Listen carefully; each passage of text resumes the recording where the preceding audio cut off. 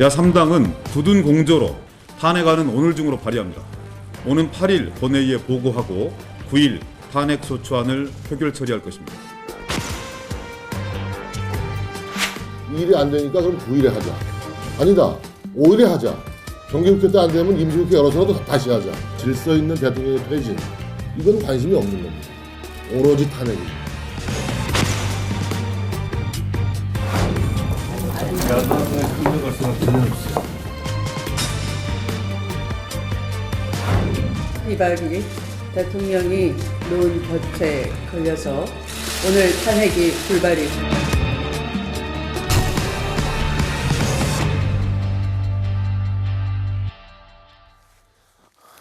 네, 박근혜 대통령에 대한 이 탄핵안 처리가 불투명해지면서 청와대를 향했던 촛불 민심이 지금 여의도로 옮겨 붙고 있습니다.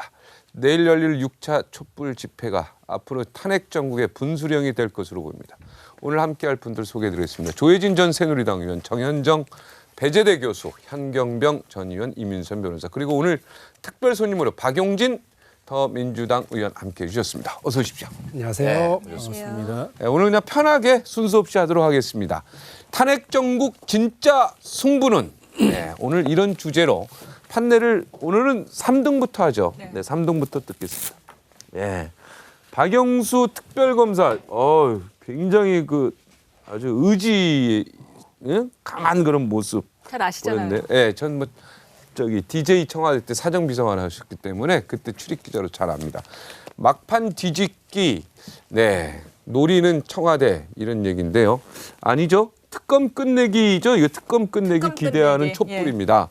네, 자, 어떻습니까? 끝내기. 예. 네, 어떻습니까? 이번에 윤석열 검사까지 들어왔어요.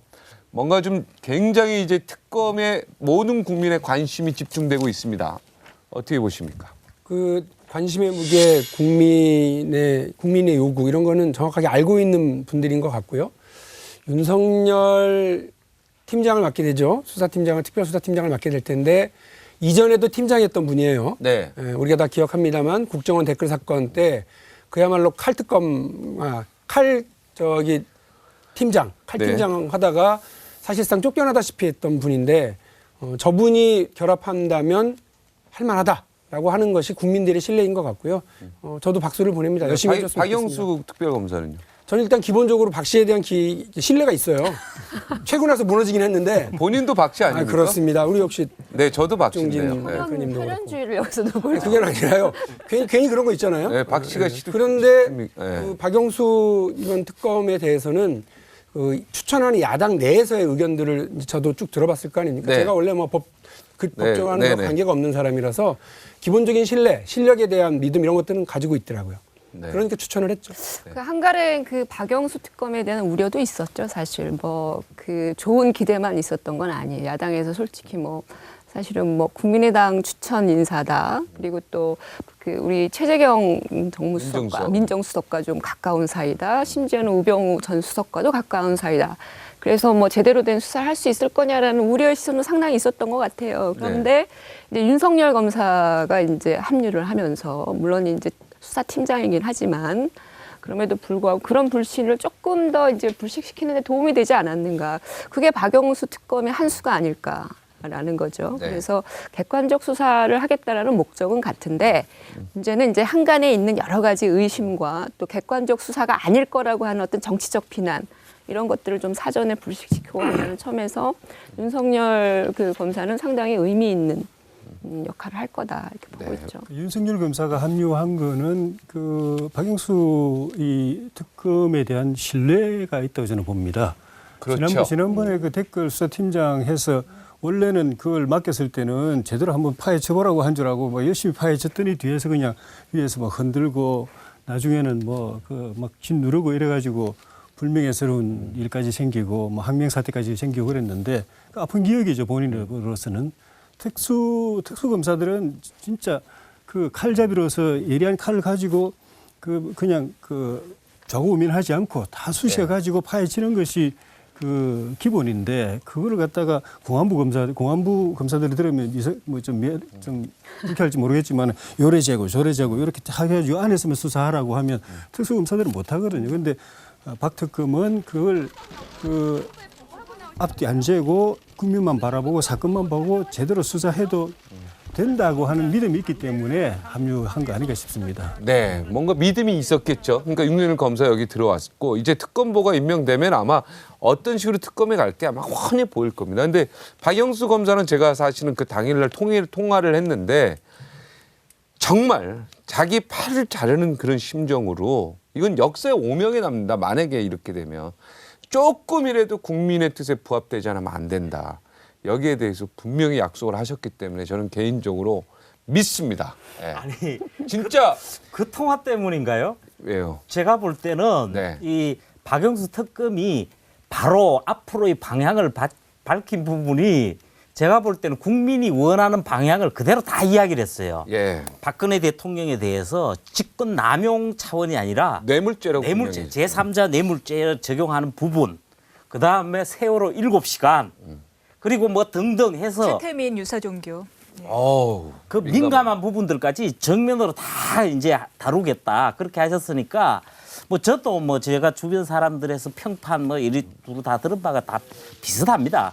그래서 조금 기대해도 좋지 근데 않을까. 이건 단순한 지금까지 특검이 아니고요. 정치적인 문제 아니고 이건 2000년 역사에 정말 한 번 나올까만한 사건이기 때문에 여기서 만약에 박영수 특검이 잘못했다, 조금이라도 국민의 뜻에 어긋났다 하면 이건 영원히 역사에 남습니다. 그래서 이건 쉽게 절대로 본인이 못할 겁니다. 네, 지금까지는 이야기하면은 굉장히 혁명 검찰이라고 생각하고 해야 됩니다. 혁명 검찰이다. 네, 그 말이 맞습니다. 지금까지는 굉장히 이제 국민들의 기대에 부합하는 모습을 보였어요. 그래서 이제 박영수 검사에 대해서는 별로 이렇게 다들 의심을 안 하는 것 같아요. 게다가 대면 조사 어떻게든 관철하겠다라는 강한 의지도 보이셨고요. 그런데 이제 윤석열 검사에 대해서는 약간 보복하시지 않을까 하는 의혹이 좀 있긴 있었던 것 같아요. 네. 근데 여기에 대해서 윤석열 검사가 보복? 그런 거는 깡패나 하는 짓이지 하는 말씀을 하셨는데 그 말씀도 또 화제가 됐더라고요. 네. 자, 윤석열 검사가 조직을 사랑한다 하지만 난 사람을 사랑하진 않는다. 이런 얘기를 했는데 그 싱크 한번 들어보시죠. 네. 조직을 사랑합니까? 네, 대단히 사랑하고 있습니다. 사랑합니까? 네. 혹시 사람이 충성하는 건 아니에요? 저는 사람에 충성하지 않기 때문에 예. 제가 오늘도 이런 말씀을 드리는 겁니다. 예. 사랑하시긴 사랑하시는 것 같아요. 왜냐하면은 사실 계속 자천됐거든요. 그때 2014년 이후로 계속 자천돼서 이제 고검에 고검 검사 있다라는 되면 걸. 그만 나가라는 얘기인데 왜냐면 수사를 안 하시잖아요. 네. 수사를 안 하시잖아요, 고검은. 그러니까 검찰은 수사를 해야죠. 보통 고검 검사에서 옷을 많이 벗더라고요. 많이 봤죠. 보니까. 예. 수사를 못하니까. 네. 그래서 계속 고검을 다녔는데도 끝까지 버티시다가 이렇게 화려하게 돌아오셨잖아요. 네. 그러니까 조직을 사랑하지 않았으면 진짜 관두셨겠죠. 네. 우리 검찰의 제일 문제가 이게 승진 또 이게 출세하는 거에 대해서 목을 메고 있어가지고 그 인사권자한테 매여가지고 못 벗어나는 거 그게 제일 국민을 안 바라보고 위에 인사권자 대통령과 민정수석 이런 사람들만 바라보고 수사하는 게 오늘 이렇게 검찰이 망가진 핵심적인 이유거든요. 네, 요게 그래서 핵심입니다, 핵심. 국민들이 저런 사람을 사랑하는 거예요. 자기 목 잘릴 것 각오하고 할 말하고 수사할 것 하고 하는 거. 그래서 자천도 당했고 그래서 국민 검사들 자질이 있는 거죠. 저는 사실 댓글 수사할 때는 좀 너무 지나치게 파헤치는 거 아닌가, 좀 무리한 법 적용을 하는 거 아닌가 하는 그런 생각도 들었는데 사실은 국민들이 저런 검사를 좋아하는 거죠. 이제 이 수사를 우리가 이제 조금 분리해서 봐야 되는 것도 있는 것 같아요. 우리가 이렇게 막 짜잔 이렇게 윤석열 검사하고 다 나타나서 기대와 열망은 좋은데 과연 특검을 통해서 얼마만큼 파헤쳐낼 수 있을 것인가. 저는 사실 뭐 아까 최태민 유사종교 문제부터 시작해서 이 의혹에 찬 어떤 그 검증을 해내려고 하는 그 의혹은 참으로 좋으나 사실 결정적인 한 방이 특검을 통해서 나올 것인가라고 하는 것도 상당히 관심사이거든요. 특히 대통령의 여러 가지 혐의의 문제가 있고 과거에 검찰이 조사해놓은 부분에 대해서도 사실은 입증이 필요한 부분들이 꽤 많아요. 그건 이제 범죄적 행위죠. 대통령의 범죄적 행위에 대한 부분. 그러니까 이런 부분들에 대해서 특검이 얼마만큼 잘 밝혀낼 수 있고 확증을 해낼 수 있을 것인가에 대한 고민이 있는 거거든요. 근데 이게 지금 특검이 한 최장하면 한 90일 정도 하게 되고 그리고 어깨는 너무 무겁고 밝혀내야 될 것은 너무나 많고 세월호 7시간부터 시작을 해서 그렇기 때문에 혹시 이제 여러 가지 부담에 이제 휩싸이다 보면 정말 해야 될 걸 못하는 선택과 집중을 못하는 이런 일이 발생할까. 그래서 사실은 좀 오히려 인물에 대한 관심보다 관심보다는 어떻게 하면 특검을 잘 치러낼 건가에 대한 어떤 협조, 검찰의 협조, 국회의 협조, 국정조사와 협조, 대통령의 협조 굉장히 중요하죠. 일단은 이런 것도 필요한 거죠. 검찰의 협조는 저는 분명히 있을 거라고 보는 게 후배 검사들이 정말 존경하는 선배들 몇 명 있는데 그 중에 하나가 박영수 검사고 또 한 분이 윤석열 검사입니다. 신망이 그래서 깊으시군요. 네, 신망이 굉장히 깊기 때문에 인간관계 폭도 굉장히 넓으셔가지고 아마 후배 검사들이 자료 제출이나 이런 거에서는 정말 적극적으로 해줄 거라고 다른 사람보다는 훨씬 더 협조적일 것이라는 기대가 있습니다. 최재형 민정수석은 그만두실까요? 안 그만두실까요? 지금 안 그만뒀지 않습니까? 보류라는 표현을 했는데요. 과연 갑자기 지켜봐야 될 것 궁금해져요. 같은데 네. 보류라는 표현이 본인은 계속 그만두겠다는 의지를 표시한 거 아니겠습니까? 지금 이런 상황에 통상 검찰 출신들은 본인은 나가겠다는 의지를 명확하게 하고 명을 달라는 거예요. 근데 대통령 입장에서 민정수석까지 지금 비워놓고는 본인이 그렇게 대책이 안 서는 상황에서 시간이 이제 흐르는 거죠. 최재경 민정수석의 뜻은 명확한 거예요. 후배 검사들 이야기하셨는데 후배 검사들은 협조할 텐데 검찰 상층부는 지금 굉장히 좌우를 안 서게 됩니다. 그렇죠. 김순환 검찰총장도 조사한다 그랬습니다. 감찰 대상이고 수사 대상일 수도 있고 뭐 저기 그 윤갑근 그 특수팀장 네. 같은 경우 이제 대표적으로 그런 이제 대상이 되고 있고 하기 때문에 또 이제 선배인 김기춘 실장이나 우병우 수석도 이제 특검에서 이제 수사해야 되고 그랬기 때문에 윤석열 팀장 이게 사람에 대한 관심은 말씀하셨는데 윤석열 팀장이 들어오는 것이 의미가 있다고 보는 거지 이런 걸 생각하지 않고 친정도 국민이 바라면 그 힘의가 있으면 수사할 수 있는 사람이기 때문에 의미가 있는 것 같습니다. 가장 먼저 뭐부터 했으면 좋겠습니까? 가장 먼저 뭐부터 수사했으면? 저는 우병우 수석하고 김기춘 실장님 이렇게 연관 이런 것들부터 뭔가 국민들이 지금 가장 좀 답답해하는 것부터 먼저 있으면 좋겠다는 생각. 국민 입장에서 보면은 제가 볼 때는 박근혜 대통령의 뇌물죄 부분에 대해서 명확하게 해달라는 게 이 모든 사안을 최순실도 아니다. 박근혜 대통령 책임 아니냐 이거 아닌가요? 대면 조사를 통한 어때요? 민주당은 지금 이 윤석열 검사라든가 박영수 특검의 행보에 대해서 좀 만족스러운 입장인가요? 이제 시작했는데 무슨 행보를 지켜보는데 뭐부터 좀 수사했으면 우리 할 일이나 잘해야 되는 상황인데 지금. 네, 뭐부터 수사를 좀 했으면 좋겠습니다.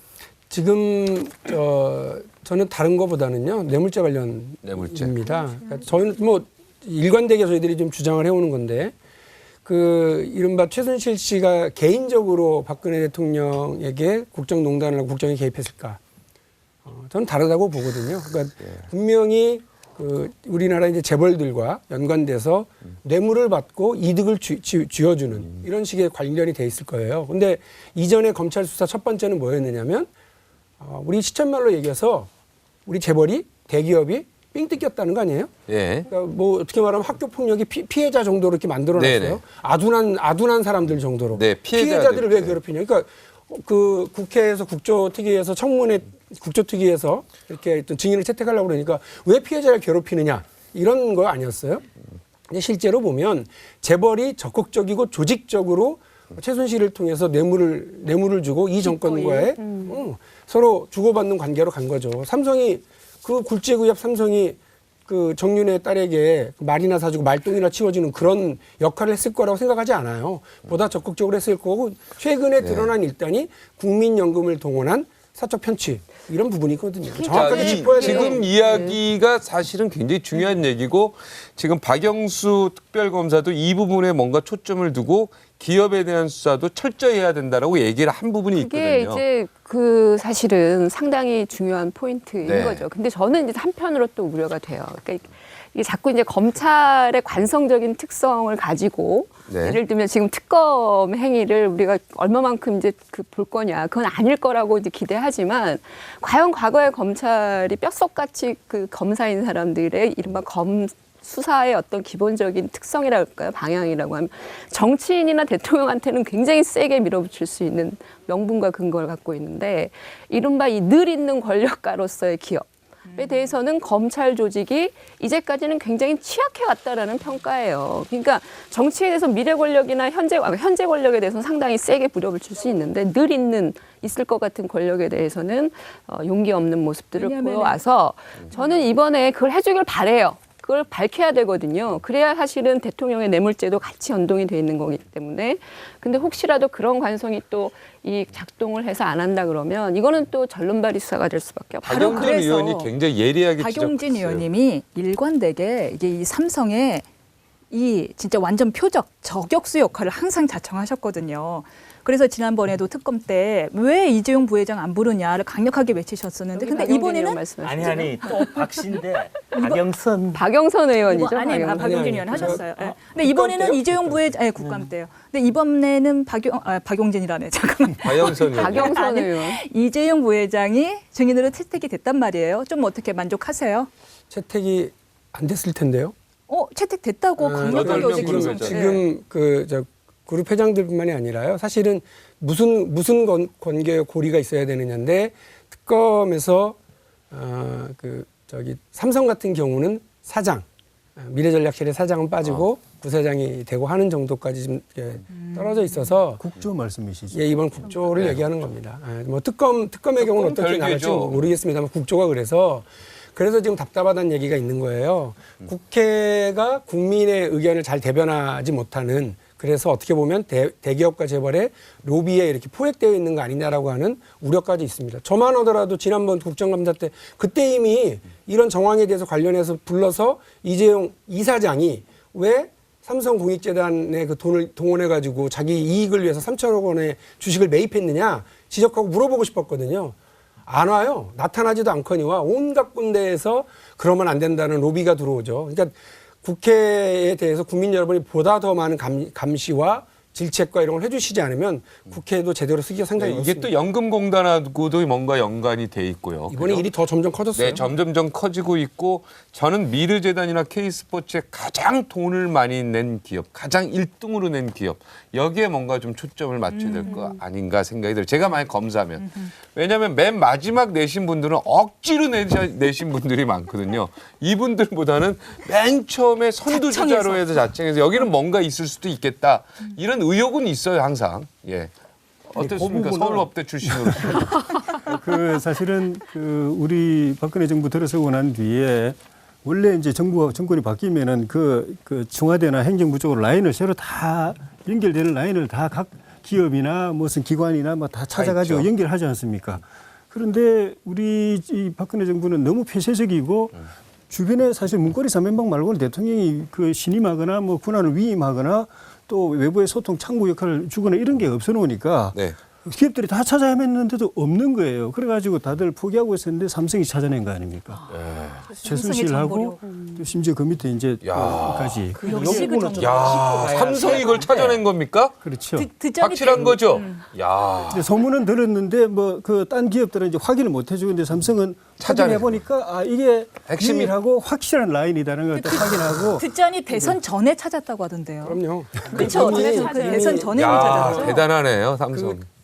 대통령 선거 전에 캠프에 있었던 분, 지금 더불어민주당에서 중요한 역할을 하시는 분, 김종인 의원, 김종인 전 대표가 얘기할 때 아니 왜 현명관 씨가 여기에 나타났을까? 캠프 때 얘기입니다.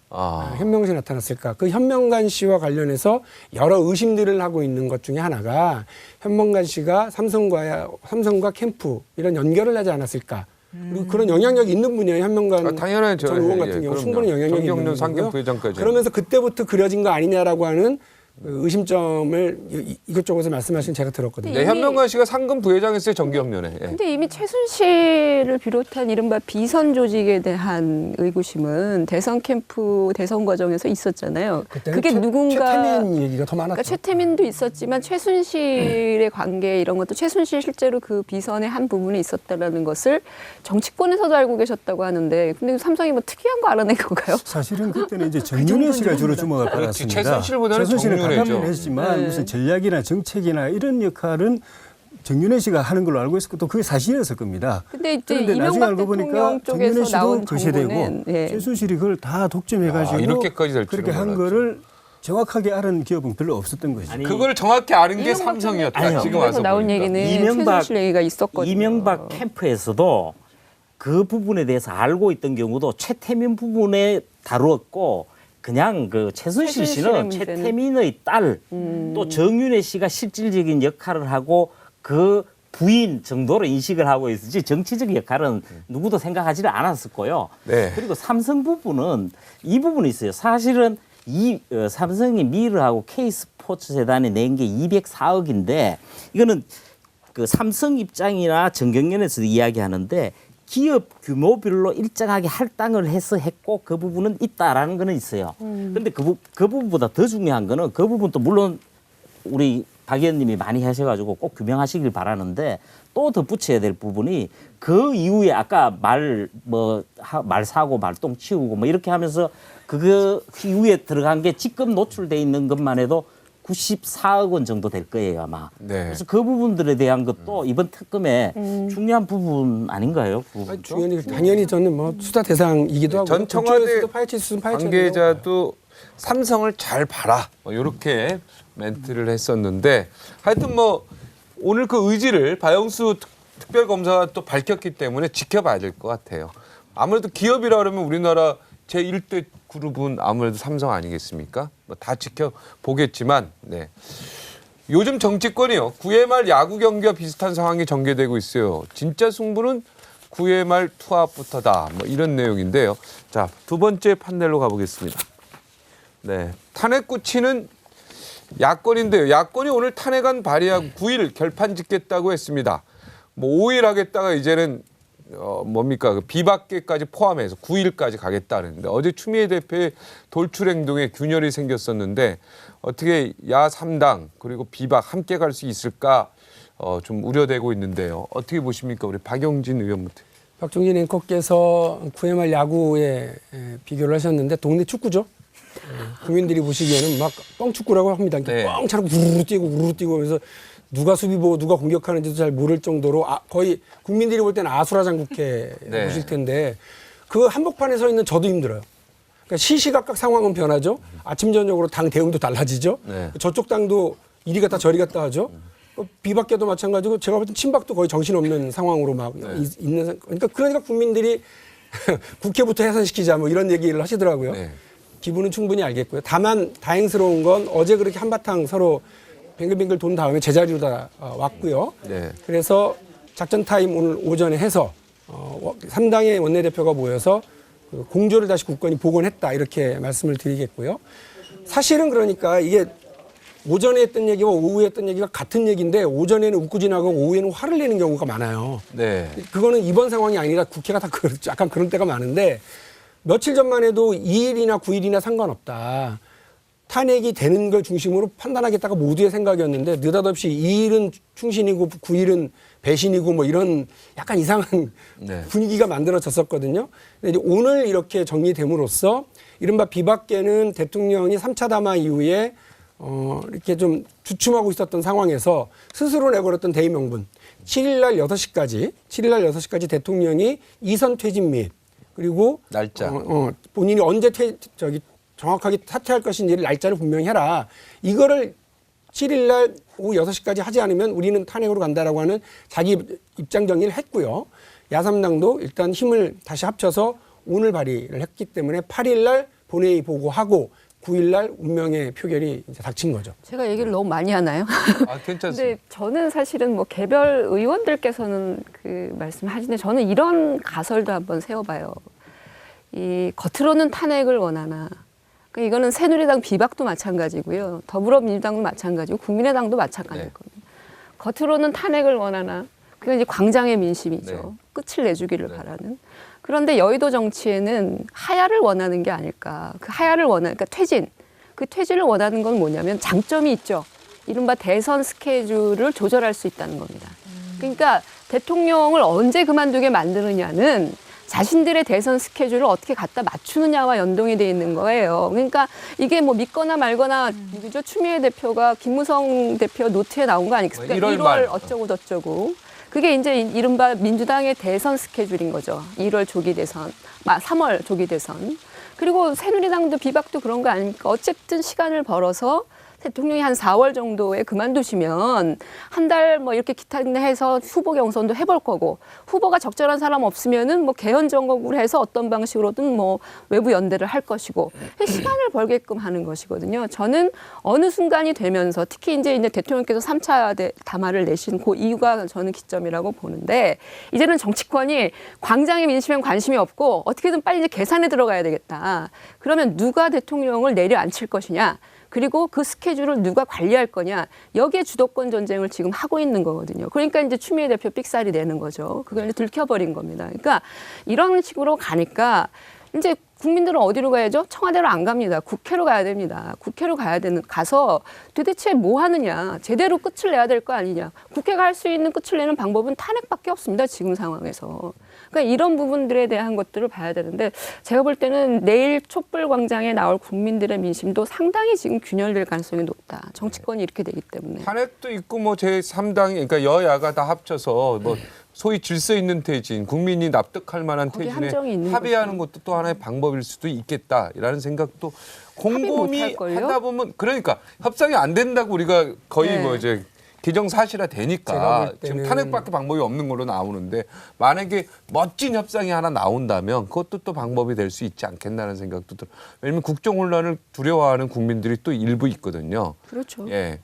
근데 정치권은 계속 지금까지도 그래 왔지만은 이 시점에도 확실하게 입장 정리가 안 돼 있는 것 같아요. 탄핵이냐 하야냐조차도 좀 전에 그 교수님 말씀하신 것처럼 여야 간에 합의만 된다면은 이제 적정히 이제 조절해가지고 하야시키고 또 대선도 준비하고 이렇게 하고 싶은데 이해관계가 너무 엇갈리기 때문에 뭐 당연히 문재인 후보 더민주 쪽에서는 최대한 빨리 하는 게 유리하다고 생각하니까 추미애 대표 그 1월 말 이야기 나오고 그런데 뭐 새누리당은 당연히 이 상처를 수습하고 시간이 많이 필요하죠. 회복 기간이 많이 필요한데 하고 국민의당도 문재인 대표 더민주당에 비해서는 시간이 더 필요한 입장이죠. 지금 하면은 가장 유리한 게 문재인 후보라고 생각한다면은 안철수 후보나 국민의당 쪽에서는 그보다는 더 시간이 더 필요하고 그러니까 합의도 잘 안 되고 심지어 합의를 시도하는 협의 과정조차도 촛불의 민심이 볼 때는 니들 뭐 하냐 탄핵이나 빨리 하지라고 하니까 그것도 하지도 못하고 그렇게 하면서 결국은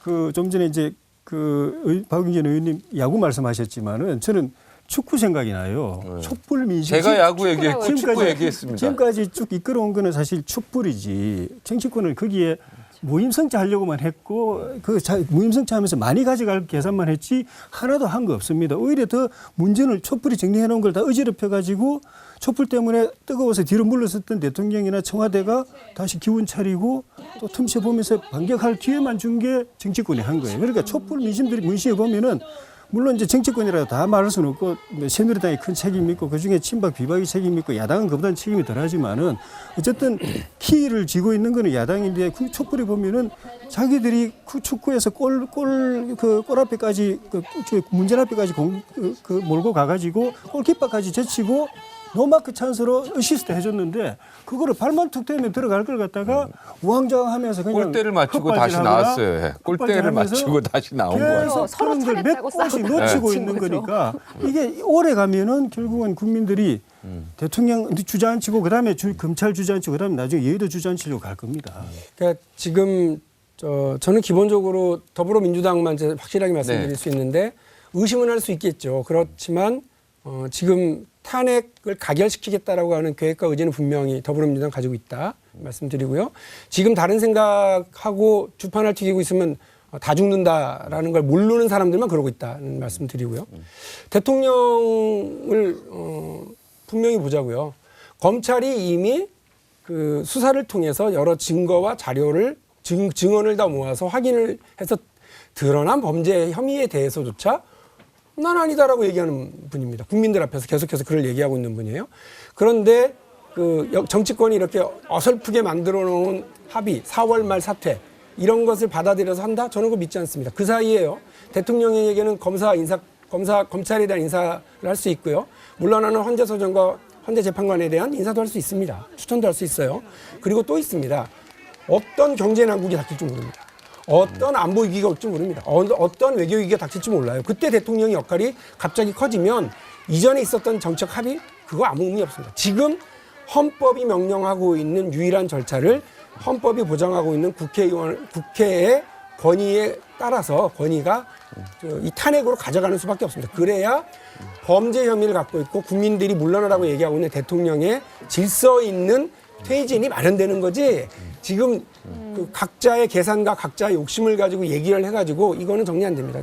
그래서 지금 국회가 할 수 있는 일은 탄핵밖에 없고 국회가 그 부분을 정확하게 하는 것이 저는 민심에 부응하는 일이라고 봐요. 제가 욕을 하잖아요.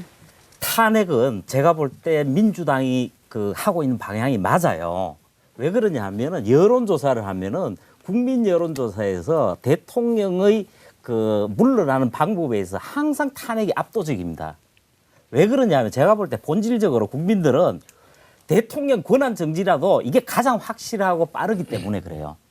법적인 절차로서 이게 명확하게 진행될 수 있기 때문에 정치적 절차로서 사임은 시기를 놓고 방법을 놓고 온갖 상황이 생기잖아요. 그런데 제가 정말 이해를 못 하겠는 것이 국민의당은 그래도 하려고 그래요. 지금 어떻게든 이런 모든 거 하고 대통령도 공을 넘겼으면 최소한이라도 여야 합의를 위한 노력을 하는 모습을 보여야 될 것 같은데 민주당은 항상 끝에 가서 걷어찬단 말이에요. 협상 자체를 걷어찬다 아니, 이런 얘기죠. 게다가 이런 거죠. 다 모아서 한꺼번에 대답하겠습니다. 아니 그 뭐 박용진 의원의 순수한 의도나 그 국민의 열망에 대해서 고민을 하시는 불철주야 고민하시는 국회의원의 심정은 제가 이해가 되나. 근데 왜 더불어민주당은 개별 의원과 사실은 지도부가 왜 이렇게 따로 가는 거냐. 개별 의원들은 아주 애초부터 탄핵을 얘기했음에도 불구하고 지도부가 탄핵을 얘기한 지 민주당 지도부가 탄핵을 얘기한 지 얼마 안 돼요. 오히려 이제 저기 하야. 이거였었죠. 그리고 또 하나는 사실 저는 이게 말이 안 된다는 겁니다. 대통령이 어떻게 국회에다가 거치 퇴진을 요구할 수 있죠? 국회가 그걸 할 수 있는 법적 권한이 있어요? 그렇죠. 이거 위헌적 소지 있는 거잖아요. 그거 주장해요. 그럼에도 불구하고 지금 그걸 간다라고 한다는 건 정치적 약속에 의해서 간다라는 겁니다. 그러니까 대통령이 약속해준다. 이걸 전제로 비박계 의원들도 또는 심지어는 추미애 대표까지도 그걸 믿고 하야를 얘기를 하는데 대통령을 어떻게 믿죠? 정치적 약속을 어떻게 믿는 겁니까? 그러니까 이런 식의 어떤 과정들을 거치면서 계속 불확실성은 커지고 그러니까 그렇게 만들어가는 지도부, 더불어민주당의 지도부라고 생각이 되고 저는 국민의당은 중간에 껴있다고 봐요. 지금 갈팡질팡하고 이것도 없는 거예요. 도대체 대선 스케줄도 안 나오고 기본적으로 그런 상황이라고 한다면 국민의당이 지도부가 그나마 명확해야 좀 된다. 소신 있게 가는 부분이 또 있어 그렇죠. 보여요. 제가 볼 때. 국민의당은 민주당이 그나마. 지도부하고 이렇게 의원하고 개별 의원하고 많이 틀린 부분이 사실 조금씩 아니, 있긴 제가 해요. 뭐 저 남해당 얘기할 건 아닙니다만 철석같이 9일 얘기하다가 어쩌면 5일 얘기한 것도 국민의당이긴 해요. 그 날짜는 좀 왔다 갔다 했죠. 비박계를 놓지 않은 거죠. 네. 그들의 그러니까, 어떤 캐스팅 보트 파워를 어쨌든 끌고 가겠다라는 아니죠. 생각을 그러니까 갖고 있는 거죠. 저도 기본적으로 비박계에 대해서 이러저러한 의견 교환도 하고요. 그 계획을 공유하려고 하는 노력을 원내 지도부가 하고 있는 걸 알고 있기 때문에 말씀을 드리는데 간혹 연애를 하다가요. 계속해서 뭘 사줘야 돼, 뭐가 줘, 하기도 있지만 전화 딱 끊고 카카오톡 딱 끊고 이렇게 하는 것도 하나의 방법인 거예요. 그러니까 비박계가 계속해서 숫자와 또 본인들의 존재의 불안함 때문에 이렇게 왔다 갔다 하는 것도 측면이 있기 때문에 더불어민주당이 직선 코스로만 계속 주장하는 것이 전략적으로 전술적으로도 나쁘다고 생각하지는 않습니다. 다만 국민들 보기에 더불어민주당의 지도부가 제가 아까 말씀드렸던 것처럼 아침 다르고 저녁 다른 것처럼 보이는 것에 대해서는 당 안에서도 비판의 목소리가 있고 답답하게 생각을 합니다. 네. 하지만 지금은 방금 말씀드린 것처럼 이제 9일입니다. 그리고 이것을 위해서 모든 걸 밀고 갑니다. 비박계가 선택하고 스스로 결정해야 되는데요. 저는 여기서 딱 한 가지.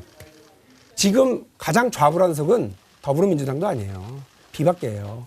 그 안에 머물러 있으면 지금 다시 박근혜 대통령이 이러저러한 수수 속에서 탄핵 부결되고 살아 돌아오면 가장 먼저 최후의 비참한 최후를 맞이할 건 비박계지 더불어민주당이 아니에요. 저는 자, 사실 네, 요거 질문, 네. 비박계 얘기하시는데 아니 더불어민주당도 그렇고 국민의당도 그렇고 비박도 마찬가지입니다. 자기 지지층 보고 가는 거예요 지금. 그러면 그 더불어민주당의 지지층과 예를 들면 비박계의 지지층 샤이한 보수들이 있는 거 아니에요. 이 사람들을 지금 보고 가고 있는 거예요. 근데 이 상황이 다분히 이쪽이 불리하다 이렇게 판단을 내리시는 건 정치적 해석이 아니라고 생각이 되고요. 저는 지금 오히려 비박이 상당히 유리해졌다라고 봅니다. 그러니까 자기 흩어졌던 지금 지지층들을 사실은 분리시켜내고 결집시켜낼 수 있거든요. 여러 가지 무슨 예를 들면 질서 있는 퇴진 문제라든지 탄핵에 대해서 예를 들면 대통령이 그만두겠다고 하면 그 부분을 나름대로 수습 처리하는 그런 어떤 여당으로서의 네. 모습 이런 거 근데 보여주면서 너무 아름다운 자요. 아니 오늘 그 중요한 질문 하나 할게요. 움직일 이게 수 있는 비박계가 거죠. 오늘 결정한 게 2개예요. 7일 날 6시까지 퇴임 날짜 확정해 달라는 거 아닙니까? 그런데 대통령이 만약 퇴임 날짜를 확정을 해주면 그걸로 비박계는 탄핵에 안 들어갈 수도 있다는 얘기입니까? 그건 아니지 그건 않습니까? 아니고 퇴임 날짜도 확정하고 여야 그리고 협상도 바로 해야 된다는 바로 거죠. 그 국내각 총리를 세워가지고 본인은 저 국정에서 손 떼고 이선으로 퇴진하고 네. 그게 그 총리와 내각의 전권을 그 통치의 전권을 부여하고 그리고 본인은 특검 조사받고 국조 협조하고 또 퇴진 절차, 국정 이제 정리하는 절차 이외에는 일치 안 한다라고 그까지 선언을 해야 9일 탄핵을 그냥 그 안 제가 할 수 볼 있고. 때요. 7일 6시까지 약속 청와대는 안 지키면. 분명히 비박계를 또 흔드는 담화가 나올 겁니다. 그런데다가요. 또 날짜도 분명히 나올 거고. 이미 예. 흔들린 게 제가 어제 김성태 의원에게 조금 공격적으로 계속 질문한 게 이 사태를 예상했어요. 뭐냐면 협상 안 되면 그럼 탄핵으로 가실 거냐 했는데 그분은 협상 안 되면 탄핵으로 가야죠라고 했는데 보세요. 이미 비박계 내에서 협상 안 돼도 탄핵으로는 안 간다는 목소리가 이미 나오기 시작했습니다. 네, 있습니다. 이미 흔들리기 시작한 네. 거예요. 날짜가 확정이 되면은 네. 탄핵으로 안 가겠다고 하는 그러니까 비박도 나눠줘요 2개로. 이미 2개로 나눠져서 그 함정이 이게 푹 7일 6시에 또 어떤 변수가 나올지 난 모르겠다는 생각이 들어요. 그 점에서 비박계가 좋은 상황이 와 있다고 그렇게 보시면 안 되고요. 특히 비박계 의원들이나 당사자들은 굉장히 당혹스럽습니다. 아니 그거는 전제가 있죠. 지금 조홍철 의원이 벌써 사실은- 한마디 했는데 네. 내년 4월 말 퇴진을 수용하겠다. 이런 기자회견을 할 그렇죠. 것이다. 저건 하죠. 네. 이건 그런데- 분명히 나올 거예요. 이거. 아니 지금 저 발언대로 박근혜 대통령이 말씀하시잖아요. 저게 또 지금 말한 그러니까 새누리당은 새누리당대로 민주당은 민주당을 비롯한 야당이 말하는 4월 말 퇴진 그거하고 말이 틀린 거예요. 저게 또. 저 과정 속에서 또 협상해야 될 게 나오는 거예요. 그렇죠. 그래서 저는 늘 하는 게 협상을 들어가야 하는데 이 부분은 비박계든 새누리당 의지가 있는데 사실 따지고 보면 지금까지 민주당은 여야 협상을 한 번도 수용한 적이 없지 않냐는 거예요. 추미애 대표가 돌발적으로 김무성 전 대표 한번 만난 게 다지 새누리당이 비박계를 중심으로 해가지고 그나마 탄핵하겠다. 가장 먼저 그 했을 때도 부역작을 해버리고 또 이번에 이 경우도 있지 않습니까? 4월 사태 이걸 그나마 다 당론을 새누리당 딱 모아놓으니까 4월 퇴진을 결정해도 탄핵을 하겠다 그래버렸잖아요. 이런 거는 적어도 협의사항 아니냐는 거예요. 네. 야당이 지금까지 계속 대통령한테 우리한테 시기 정하라고 그러지 말고 대통령 스스로 정하라고 그랬지 않습니까? 네. 그 여당의 당론을 받아들여가지고 4월로 정하면 야당은 탄핵할 명분이 없어지는 겁니다. 어떻게 그걸로 돼요? 물러나겠다고 하는 거기 때문에 4월은 너무 멀다 또는 2월 정도로 해야 되는데 이런 이의는 제기할 수 있겠지만은 대통령 스스로 정하라고 했는데 정했으니까 그거에 대해서 이의를 달 수는 없는 것이고 다만 그 퇴진하겠다는 날짜는 정하면서도 그 전권 위임, 이선 퇴진의 의사를 안 밝히면 4월에 물러나겠다 하는데 그때까지 자리 유지하고 할 일 다 하고 물러나겠다는 뜻으로 이해될 수 있기 때문에 그때는 국민이 받아들이기 어려울 것이고 또 하나 거기다가 4월에 물러나는데 이걸 헌법에다가 규정해달라 이런 조건 달면은 그거는 국민이 못 받아들이고 못 받아들이는데 탄핵으로 갈 비박계가 수밖에 받아들이니까 없어요. 그렇죠. 아니 이걸 그 계산 복잡하게 생각하니까 자꾸 그렇다니까요. 그 계산이 복잡한 건 머리가 복잡하기 때문에 그렇고 머리가 복잡한 건 내가 여기서 뭘 남기고 뭘 먹어야 될지. 근데 보세요. 사실은 정치하는 분들 특히 국회의원들이 이 상황을 아까도 말씀하셨습니다만 정치인들이 만든 게 아니에요. 정당이 만든 게 아니라고요. 국회가 만들어낸 게 아니에요. 국민들이 만들어냈고 언론이 저질러가지고 쭉쭉 여기까지 온 상황인데 우리가 어떻게 통제를 합니까? 이 상황에서 국회가 할 수 있는 일 아까 말씀드린 것처럼 헌법이 보장하고 있는 절차대로 하는 수밖에 없어요. 이거를 어떻게 협상을 해요? 각각 다 계산이 다른데. 그러니까 지금 우리 그 현 의원께서 말씀하신 것처럼 왜 협상 안 해주냐라고 얘기하시는데 뭘 갖고 어떻게 협상을 하냐 말입니까? 모든 전제는 대통령의 선의를 믿고서 하는 거예요, 지금. 근데 대통령 제가 아까 말씀드렸죠. 대통령이 나중에 가서 이게 그 법에 없는 거다. 나는 그냥 내 인사권 행사하겠다는 순간 다 뒤집어져요. 그럼 그거 나중에 어떻게 할 겁니까? 국민이 뒤집어집니다. 아니요. 그러니까요. 이거는 그 질서 있는 퇴진단이 아무것도 아닙니다. 지금 네. 여기까지 온 마당에 탄핵이라고 하는 가장 단순 명료한 헌법적인 조치를 통해서 모든 상황을 클리어하게 정리하는 것이 가장 맞다. 근데 7일 날 6시 이전에 이제 청와대 기자회견 나오고 또 담화 나오고 아니면 뭐 대변인 워딩이 나오든 딱 나오면 다시 한번 또 요동을 칠 겁니다. 이게 9일 날 탄핵 이게 들어가기가 쉽지 않을 것 같아요. 7일 담화는요. 투표 들어가기가. 마지막 최종 종결 담화가 돼야 됩니다. 그렇죠, 종결 담화. 거기서 또 뭐가 남아 있어가지고 논란이 되고 사태 정리가 안 되면 그때는 촛불이 대통령도 못 믿고 정치권한테 안 맡긴다. 우리가 알아서 해결한다 하고 마지막 해결사로 나서게 되는데 이건 국가적으로 불행한 상황이 올 수 있습니다. 좀 바보 같은 질문 하나 해도 네. 될까요? 비박계 의원들이 과연 대통령이 이선 후퇴를 하는 게 뭐 정치적 계산에서 유리할까요? 불리할까요? 여기 비박계 저기 예, 있네요. 아니 저 바보 같은 지금요. 질문이라고 말씀드렸어요. 그러니까 지금요. 이선 후퇴 아까 지금 네. 국민들은 이선 후퇴나 이를 들면 직권 정지 정도의 어떤 효력이 보여지는 것들이 있어야 되거든요. 네. 어떤 형태로든 4월에 퇴진을 하시든 1월에 퇴진을 하시든. 그런데 그 조치를 취함에 있어서 과연 비박들이 그 이선 후퇴의 요구, 국민적 요구를 실제로 세게 밀어붙일 동기가 있느냐라고 하는 걸 제가 여쭤보려고 황경배 하는 의원이 겁니다. 한마디 하세요. 네. 여기 무소속이에요 지금 이쪽은. 네. 비박에서 벗었어요 태생 지금. 비박입니다. 새누리당 비박계 입장에서는요. 그동안 그 박근혜 대통령이나 친박이 그렇게 기세등등할 때도 굉장히 수세였지만 나름대로 일관성을 가지고 왔어요. 물론 그 조직화되거나 체계적이지 않아서 그랬을 뿐이지 지금 상황에서는요. 박근혜 대통령을 말하고 그런 게 아니에요. 지금 이미 그 부분은 정권 자체는 제가 볼 때는 붕괴된 거 아닌가요? 이런 상황에서 지금 바라보는 건 어차피 국민 속에서 어떻게 소화해낼 것이냐는 건데 제가 볼 때 그 부분을 민주당이나 국민의당이 좀 그 힘을 조금 명분도 만들어주고 이렇게 해야 되는데 비박계에서 그나마 뭘 결정하고 나면 덜 뒤집는단 말이에요.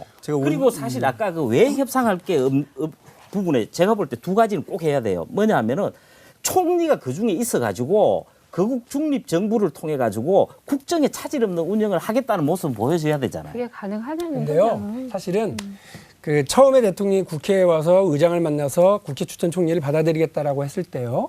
그때 옳거니 하고 그걸 받아가지고 논의했으면 좋았겠다라고 지금 와서 후회하지요. 그런데 생각해보면 그때 만약에 그걸 받아서 협의했으면요. 지금 여기까지 오지도 못해요. 관심이 다 딴 데로 돌아가기 때문에 그렇습니다. 저는 그래서 그때 그게 덜컥 쓴지 뭐 더듬 쓴지 모르겠습니다만 야당이 그렇게 선택한 것이 이 상황까지 오는데 결과적으로 보면 그때 그거 안 받아들인 게 맞다라고 생각을 하는 바도 있습니다. 그리고 자 시간이 다 돼서 이거 첫 번째로 한번 가보겠습니다. 탄핵 전국 진짜 승부 지금부터 막판 뒤집기 노리는 청와대인데요. 지금 네. 하고 있는 얘기였어요. 네, 지금 어차피 하는 얘기여서 네, 한 말씀씩 이 지금 탄핵 두고 한 말씀 원조 하시고 비박으로서 한 말씀 드리면 원조 비박. 네. 대통령은 죽었습니다. 정치적으로 이미 사망했고요. 그 의원님 걱정하시는 것이 다시 살아날 길은 없습니다. 아니요, 그러니까 그런데 제가 대통령이 말씀드리는 죽으면서 건, 네. 새누리당도 죽었고 잘못하면 보수도 죽을 지경입니다. 그래서 그래도 보수가 죽으면 안 되지 않습니까? 다시 살아나야 되는데 그러려면 대통령의 이 퇴진 절차가 국민의 뜻에 맞게 제대로 돼야 되고 두 번째는 새누리당이 그걸 책임을 지면서 또 참여하면서 다시 혁신을 해야 됩니다. 그러려고 하면 대통령이 그 탄핵이 아니면 이선 퇴진을 해야 맞은 것이고 그렇게 될 때 그리고 당에서 혁신에 불을 지피려면은 그 공고한 친박 지도부가 물러나고 새로운 혁신 지도부가 들었을 때 그게 새로운 싹을 씨앗을 뿌릴 수 있는 것이기 때문에 대통령이 물러나는 것이 비박에 의해서는 그 국민의 마음. 절체절명의 자 마지막 번을 과정인 거죠. 하겠습니다. 네. 국민의 마음속에서 사라진 대통령을 다시 끌어내려고 하는 게 아니라요. 우리가 사실은 대통령이 어쨌든 4월 퇴진을 못 박으면 4월까지는 헌법상 임기가 보장되는 것이고 그렇죠. 그리고 그 헌법상 임기가 보장된 얘기는 대통령의 헌법적 권한들이 계속 지속된다는 거예요. 그렇죠. 그렇죠? 총리가 그걸 누가 뺏겠습니까? 되든 그렇죠. 누가 그걸 누가 뺏을 수가 있죠? 새누리당이 예를 들면 정치적인 약속에 의해서 그걸 뺏을 수 있나요? 없죠. 전혀 그렇지 못하죠. 그러면 그와 장치가 관련되는 없어요. 여러 가지 인사 문제라든지 이런 것들은 대통령이 여전히 그렇죠. 나 뒤에 가 있을게. 그러나 권한은 행사할 수 있어.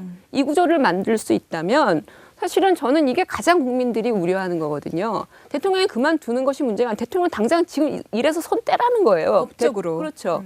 그러니까 그런 부분들에 대해서는 정치권이 지금 답을 못 주고 있는 것이고 비박도 사실은 거기에 대해서 확신이 없는 겁니다. 제가 보기에는.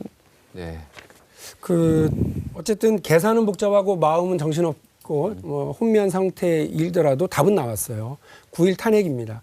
여기에 만일에 머뭇거리거나 야당이 다른 생각을 하거나 혹은 비박이 뭐 다른 판단을 하게 되면 부결이 됐다. 저는 뭐 누군가는 다시 임시에 잡아서 또 다시 안건 발의하면 된다라고 하는데 한가한 소리라고 생각을 하고요. 국민들이 가만두지 않을 거라고 봅니다. 저는 만일에 이 상황에서 대통령을 탄핵하지 않고 부결시키는데 이만큼이라도 일조하는 사람들이 있다고 한다면 저는 그 국회의원 자격 없다고 보고요. 국회의원들 사퇴서 써놓고서 다 이 일에 접근해야 된다. 그리고 두 번째, 국민들이 바라는 건 대통령 지금 당장 직무정지하고 눈에 안 보였으면 좋겠다도 있지만 대한민국이 뭐 이 모양이냐는 거예요. 어떻게 능력 없는 니네 부모를 원망하라는 얘기를 우리 부모들이 듣고 살아야 되냔 말이에요. 내가 능력 없는 부모니까 애들한테 미안하게 살아야 되냔 말이죠. 대한민국 바꿔야 되고 새로운 질서 만들어야 되고 새로운 시대를 만들어가기 위한 그런 전면적인 노력을 해야 합니다. 이 상황까지 대통령을 밀어낼 때까지의 상황까지는 제가 아무 역할을 못했지만 새로운 질서, 시대 교체를 만들어내는 정치와 국회가 역할을 해야 된다고 봅니다. 두 분은 우리 자주 나오니까 여기까지 듣도록 하겠습니다. 우리 조한규 세계일보 사장 기다려서요. 여기서 오늘 인사하겠습니다. 고맙습니다.